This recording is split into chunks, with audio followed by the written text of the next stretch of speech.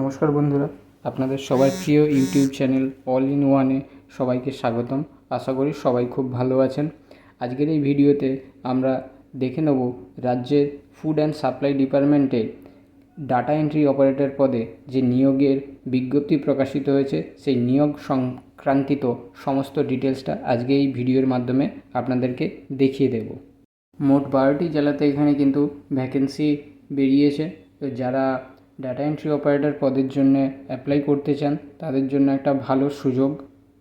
এই ভিডিওতে আমি আপনাদেরকে এই ডাটা এন্ট্রি অপারেটর পদের নিয়োগ সংক্রান্তিত সমস্ত ডিটেলস, যেমন শিক্ষাগত যোগ্যতা, বয়স কত লাগবে, কিভাবে আপনারা অনলাইনে অ্যাপ্লিকেশন করবেন, কবে থেকে অ্যাপ্লিকেশন শুরু হবে এবং কতদিন পর্যন্ত অ্যাপ্লিকেশন করতে পারবেন, সমস্ত কিছুটা আজকের এই ভিডিওর মাধ্যমে যে ডিটেলস নোটিফিকেশানটি আছে সেটি আপনাদেরকে জানিয়ে দেব। ভিডিওর ডেসক্রিপশানে আপনারা আর নোটিফিকেশানের পিডিএফ লিঙ্কটি পেয়ে যাবেন। তাছাড়া ভিডিওর শেষে আমি আপনাদেরকে দেখিয়ে দেবো অফিসিয়াল ওয়েবসাইট থেকে কিভাবে আপনারা এই নোটিফিকেশানটি ডাউনলোড করবেন, সমস্ত কিছুটা দেখিয়ে দেবো। তাই ভিডিওটি স্কিপ না করে শুরু থেকে শেষ পর্যন্ত দেখতে থাকুন। নতুন ভিউয়ার্সদের কাছে আমার একটাই অনুরোধ, আপনারা প্লিজ চ্যানেলটিকে সাবস্ক্রাইব করে পাশে থাকবেন। যারা অলরেডি সাবস্ক্রাইব করে আছেন তাদেরকে অসংখ্য ধন্যবাদ। তাই দেরি না করে চলুন দেখে নেওয়া যায় নোটিফিকেশানের বিস্তারিত ডিটেলসটি। দেখুন, এটাই হচ্ছে main notification. Government of West Bengal, food and supply department, Khadyashree Bhavan, 11A Mirza Ghalib street, Kolkata 7,87,000।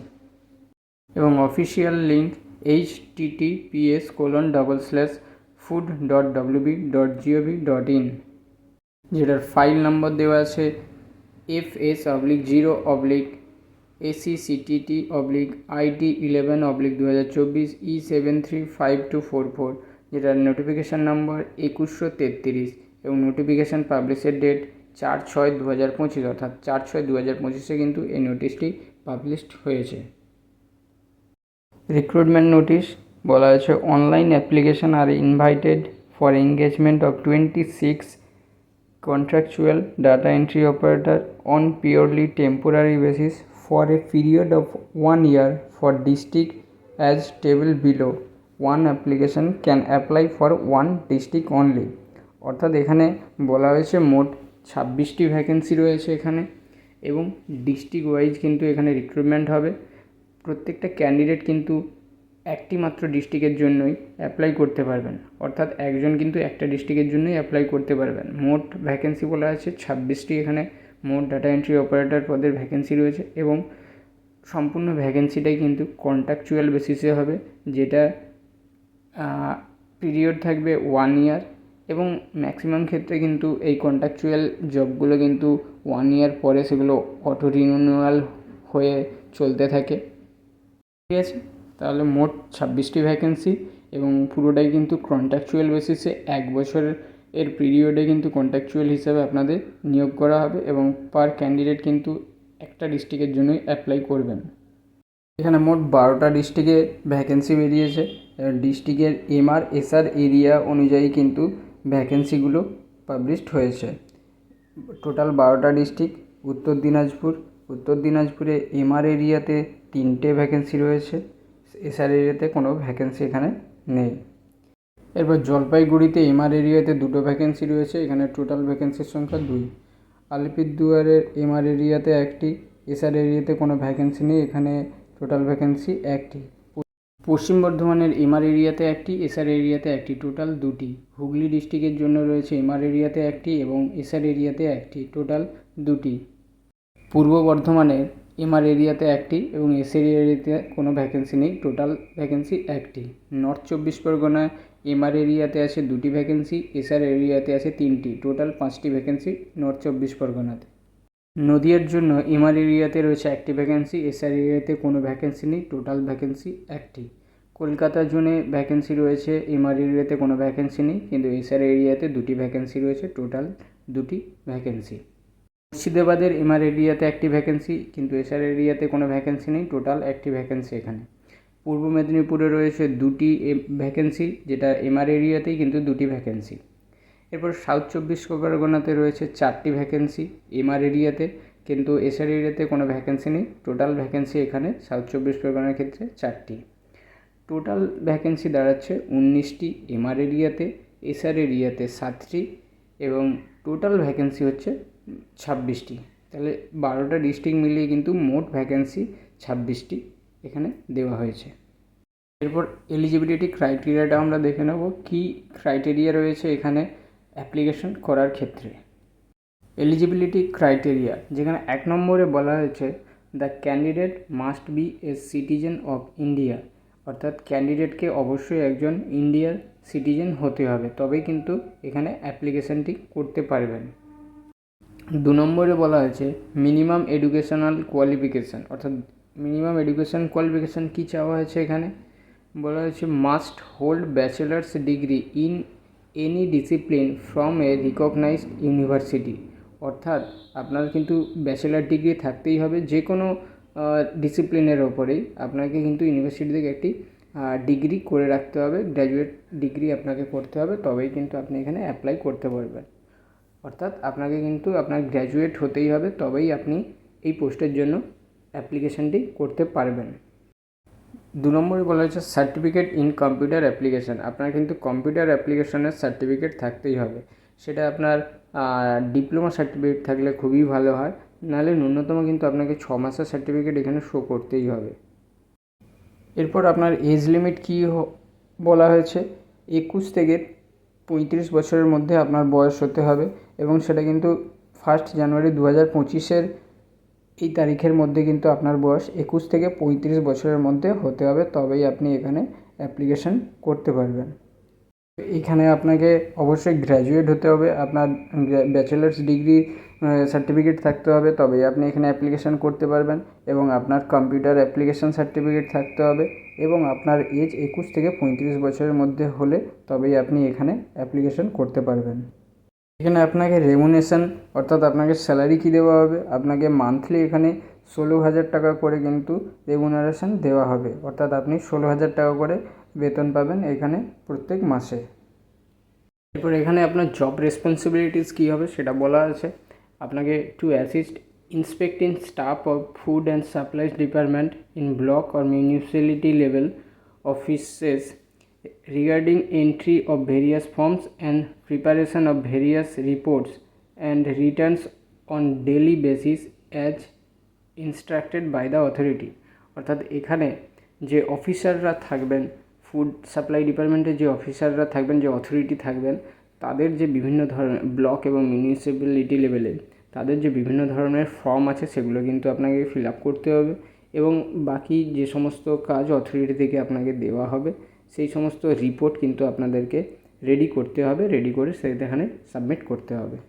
আর কি করতে হবে বলা হয়েছে all works related to various projects like RCMS, supply chain management, godown system managements and assigned by the authorities of district, sub division and block or municipality levels officers, এবং আর যে RCM, supply chain management এবং godown system management যেগুলো থাকবে সেগুলো কিন্তু আপনাকে আপনার নির্দিষ্ট অথরিটির আন্ডারে কিন্তু আপনাকে কাজ করতে হবে এবং সেই সমস্ত রিপোর্ট কিন্তু আপনাকে জমা করতে হবে।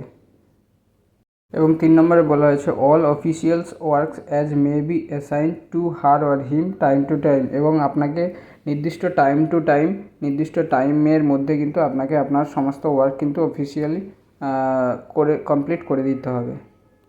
এরপর বলা হচ্ছে last date of submission of application, অর্থাৎ অনলাইন অ্যাপ্লিকেশান সাবমিশনের এখানে লাস্ট ডেট বলা হয়েছে 20/6/2025 আপ টু 5:30 PM, অর্থাৎ বিকেল 5:30 পর্যন্ত আপনারা কিন্তু অনলাইন অ্যাপ্লিকেশানটা করতে পারবেন। ডেট দেওয়া হয়েছে 20/6/2025, অর্থাৎ 20/6/2025 কিন্তু আপনারা অ্যাপ্লিকেশানটা করার শেষ ডেট। এবার এখানে আবেদনের মোড বলা হয়েছে application shall be submitted online through the departmental website, অর্থাৎ আপনাদেরকে কিন্তু এখানে অ্যাপ্লিকেশানটাই অনলাইন মোডেই করতে হবে এবং অনলাইন মোডের যে অফিসিয়াল ওয়েবসাইট সেটা দেওয়া আছে এখানে https://food.wb.gov.in, এই লিঙ্কের মাধ্যমে অফিসিয়াল সাইটে গিয়ে কিন্তু আপনাদেরকে অনলাইনেই অ্যাপ্লিকেশান করতে হবে। বলা হয়েছে no offline application will be entertain, কোনো অফলাইন অ্যাপ্লিকেশান কিন্তু এখানে গ্র্যান্ট করা হবে না। One applicant can apply for one district only, একজন ক্যান্ডিডেট শুধুমাত্র কিন্তু একটি ডিস্ট্রিক্টের জন্যই অ্যাপ্লিকেশান করতে পারবেন। সিলেকশন প্রসিডিওরটা আমরা দেখে নেব। এখানে The verified application will be shortlisted district-wise in the ratio 1:10 per position based on marks in secondary, higher secondary and graduation as per the weightage given below. এখানে বলা হয়েছে যে ফার্স্টে অ্যাপ্লিকেশান শর্টলিস্টেড হবে, সেখানে 1:10 রেশিওতে ক্যান্ডিডেটদেরকে শর্টলিস্টেড করা হবে, অর্থাৎ বাছাই করা হবে কিসের ওপর বেসিস করে, তাদের মাধ্যমিক, উচ্চ মাধ্যমিক এবং গ্র্যাজুয়েশনের যে মার্কস আছে তার ওয়েটেজ হিসাবে কিন্তু ফার্স্টে ক্যান্ডিডেটদেরকে 1:10 রেশিওতে শর্টলিস্টেড করা হবে। অর্থাৎ ফার্স্ট কিন্তু আপনাদের যে ডিস্ট্রিক্ট লেভেলে আপনাদেরকে কিন্তু আপনাদের যে মাধ্যমিক, উচ্চ মাধ্যমিক এবং গ্র্যাজুয়েশনের যে মার্কস আছে তার ওয়েটেজে আপনাদেরকে ফার্স্টে শর্টলিস্ট করা হবে। শর্টলিস্টেড রেশিও হচ্ছে 1:10।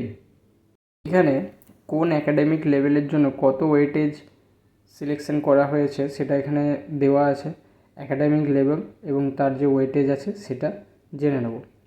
বলছে percentage of marks obtain in মাধ্যমিক অর ইকুইভ্যালেন্ট এক্সামিনেশান, অর্থাৎ মাধ্যমিক অর ইকুইভ্যালেন্ট এক্সামিনেশানে যে আপনার যে পার্সেন্টেজ থাকবে সেই পার্সেন্টেজের ওয়েটেজে আপনাকে এখানে কিন্তু 30 মার্কস দেওয়া হবে। আপনার যে পার্সেন্টেজ থাকবে তার উপরে 30 মার্কস দেওয়া হবে। কোন ক্ষেত্রে না, মাধ্যমিক বা সমতুল্য এডুকেশন কোয়ালিফিকেশানের ক্ষেত্রে আপনার কিন্তু 30 মার্কস থাকছে ওয়েটেজ হিসাবে। এরপর percentage of marks obtained in higher secondary or equivalent examination, অর্থাৎ হায়ার সেকেন্ডারি বা তার সমতুল্য কোয়ালিফিকেশানের জন্য আপনার ওয়েটেজ এখানে গ্র্যান্ট করা হয়েছে 30, অর্থাৎ হায়ার সেকেন্ডারি এবং তার ইকুইভ্যালেন্ট এডুকেশানের জন্য আপনার ওয়েটেজ আছে এখানে 30। এরপর আছে percentage of marks obtain in graduation, অর্থাৎ গ্র্যাজুয়েশানের ওপরে আপনার ওয়েটেজ এখানে গ্র্যান্ট করা হয়েছে 40। বোঝা গেল, মাধ্যমিকের জন্য 30 মার্কস ওয়েটেজ আছে, উচ্চ মাধ্যমিকের জন্য 30 মার্কস ওয়েটেজ করা হয়েছে এবং গ্র্যাজুয়েশনের জন্য 40 মার্কস ওয়েটেজ করা হয়েছে। টোটাল হচ্ছে এখানে 100 মার্কস ওয়েটেজ হিসাবে করা হয়েছে। টোটাল 100 ওয়েটেজেস এখানে হয়েছে। এটা ফার্স্ট স্টেজে শর্ট লিস্টেডের ক্রাইটেরিয়া ছিল। 2 নম্বরে বলা হয়েছে the shortlisted candidate will be called for type test phase 1, অর্থাৎ এবার আপনার যে টাইপ টেস্ট হবে সেটা হচ্ছে ফেজ 1-এ আপনার কী হবে, ফার্স্টে আপনি শর্টলিস্টেড হলেন, তারপরে আপনাকে ফার্স্ট কী দিতে হবে না, টাইপ টেস্ট দিতে হবে as their respective district headquarter, মানে আপনার ডিস্ট্রিক্টের হেডকোয়ার্টারে গিয়ে কিন্তু আপনাকে ফার্স্ট পেজে টাইপ টেস্ট দিতে হবে। The shortlisted candidate will B communicated the venue of type test, অর্থাৎ আপনাদেরকে কিন্তু যদি আপনারা শর্টলিস্টেড হয়ে থাকেন আপনাদেরকে জানিয়ে দেওয়া হবে যে আপনার হেডকোয়ার্টারে কবে কোন টাইমে আপনার হচ্ছে টাইপিং টেস্টটা হবে, সেটা কিন্তু আপনাদেরকে জানিয়ে দেওয়া হবে যারা শর্ট লিস্টেড হবেন। After type test phase 1 the candidates will again be shortlisted district wise in the ratio of 1:3 per position for efficiency test in MS Excel and interview phase 2, অর্থাৎ ফার্স্ট স্টেজ টাইপ টেস্টের পরে ডিস্ট্রিক্টে যে first phase type test হবে সেটার পরে কিন্তু আবার ক্যান্ডিডেটদের শর্ট লিস্ট বেরোবে। সেখানে কিন্তু রেশিও যেটা থাকবে সেটা হচ্ছে 1:3 রেশিওয়ে ফার্স্ট ফেজ থেকে শর্ট লিস্ট আউট করা হবে ক্যান্ডিডেটদের এবং সেখান থেকে যারা সিলেক্টেড হবেন তাদেরকে কিন্তু efficiency test in MS Excel, মানে এমএস এক্সেলে তাদেরকে এবার টেস্ট দিতে হবে অ্যান্ড ইন্টারভিউ, তারপরে আবার ইন্টারভিউ হবে।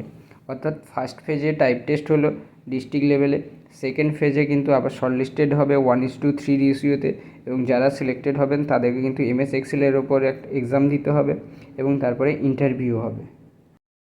4 নম্বর পয়েন্টে বলা আছে the shortlisted candidate will be called for efficiency test in MS Excel and interview phase 2 at state headquarter, অর্থাৎ এই যে সেকেন্ড স্টেজে আপনাদের যে এক্সেলের এফিসিয়েন্সি টেস্ট করা হবে এবং আপনাদের যে ইন্টারভিউ হবে সেটা কিন্তু স্টেট হেডকোয়ার্টারে হবে। ফার্স্ট স্টেপটা আপনাদের ডিস্ট্রিক্ট লেভেলে হবে এবং সেকেন্ড স্টেজটা কিন্তু আপনাদের স্টেট হেডকোয়ার্টারে গিয়ে আপনাদের এমএস এক্সেলের উপর এফিসিয়েন্সি টেস্ট দিতে হবে এবং আপনাদের ইন্টারভিউ দিতে হবে।